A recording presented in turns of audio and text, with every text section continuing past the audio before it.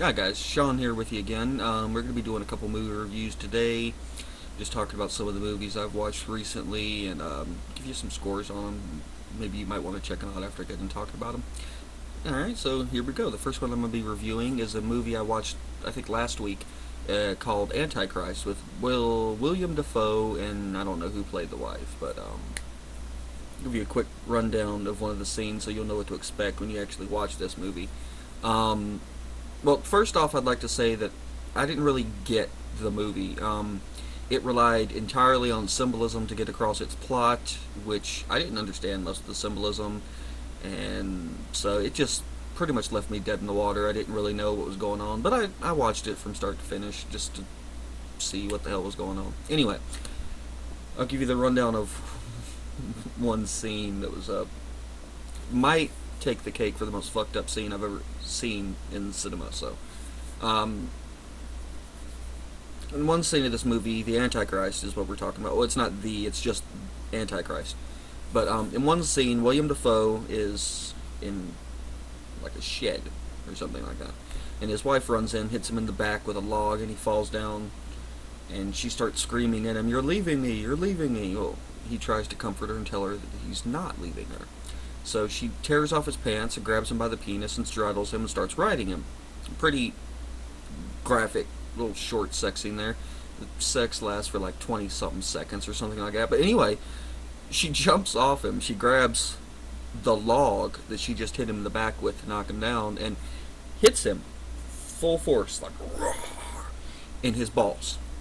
Well, he completely falls unconscious from this blow, and then she lays down next to him, all sweet and like cuddling with him or some shit. I don't really know what her problem was, but and then she looks over and she sees that his he still has an erection.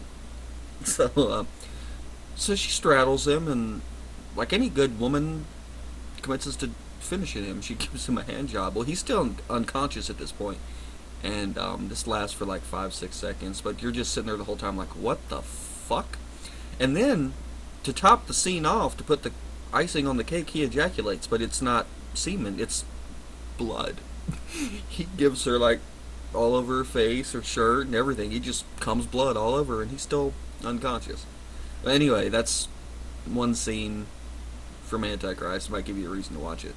Um, I'm gonna be like whenever I rate something, I'll be using a 1 to 10 system. So I'd probably give Antichrist a 4 out of 10, just because I didn't really get the symbolism, and it was pretty slow starting off and getting into the interesting stuff. But uh, check it out if you like William Dafoe. I'm a fan of William Dafoe, so that's the main reason why I watch this to start with. But check it out if you want, and we'll get started with the next review. Alright, next review. I just watched the movie last night, so it's still pretty fresh in here. It's called Dead Snow. It's a film made in Norway, so it's Norwegian. And I love Norway, so. Anyway, it's just a typical zombie movie. They didn't really do anything too different. The only thing that is, well, pretty different is that they were in, like, snow-covered mountains and, like, snow. I don't really think I've ever seen a zombie movie with a lot of snow before. So that might have been something a little bit new, and but the reason I watched the movie was because all the zombies were Nazis. They were Nazi zombies, so that added a little, flair to the zombies. It was just a typical zombie movie. Don't go into it watching it thinking you're gonna get something excellent. It's just a typical zombie movie, and it was even made in another country, so that, well, it had decent production. It was decent. It wasn't like, oh my god, zombies. It wasn't like that, but it was pretty cool. Give it a check it out if you like. I'm gonna be putting links in the crotch bar from all the movies. Like IMDb links or something. I'll put something down there. You can go read a little bit more about it if you liked my review. Whatever. Time for the next one. Okay, the next movie I'm gonna review it's slightly old. I think it was made in 2000, 2001. I'm not exactly sure, and I don't really care to look it up. But it's called Ichi the Killer. It's a Japanese film, and I don't really know where to start, like explain a little bit of the plot to you. But if Pinhead from the Hellraiser movies, if he would have happened to been a yakuza in Japan, if you don't know what the Yakuza is, they're basically like the Japanese gangster, like a Japanese mafia type thing. But anyway, if Pinhead would have happened to been in the Yakuza, then that would have been the sub main character, one of the co-stars of this movie. Basically, I, I don't really know how to explain the movie. It was very good. I enjoyed it a lot, but it was thoroughly fucked up. I can give you a little bit. The main character from the movie, Ichi, has been like completely mind fucked, and he completely confuses um, like a horny sexual feeling with murderous rage.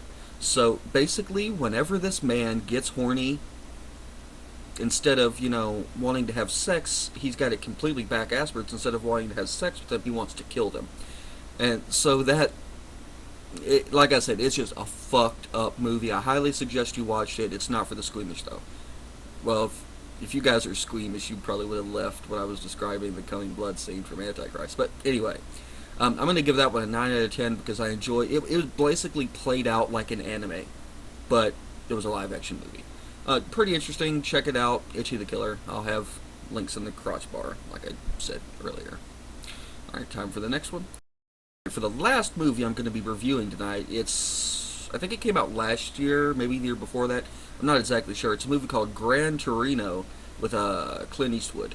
And I don't really know what to say about this movie. It was absolutely fucking amazing. I loved it from start to finish. Clint Eastwood, he's an old fucker, but he did an amazing acting job. This is probably the best acting job he ever did. It was completely outstanding, in my opinion, of course. Some people might prefer Dirty Harry, but this movie is awesome. It's not really an action movie, but I can tell you this much. When I watched the movie from start to finish, it made me experience every single emotion possible. It made me happy. It made me pissed off. It made me sad. It made me cry. It made me laugh. It covered the entire spectrum. At the end, yes, I am man enough to admit it. At the end of the movie, I cried like a baby. But highly suggest it. Highly suggest it. I'm not gonna really sit here. I ain't got enough time to explain the plot to you or anything like that. But it was incredible. Love the movie. Probably my favorite movie to come out in the last year. Maybe. I'm not sure. Maybe. Anyway. Yeah, that's all the reviews I have for you today. I'm gonna I'm gonna be ending all my videos with a quote now. The most interesting quote I've had on Facebook for the past week. I'll copy them down and I'll pick the best one I've seen in the past week. But yeah, to end my video, I'm going to use one that my brother posted on my Facebook. It's all fun and games until they match your DNA.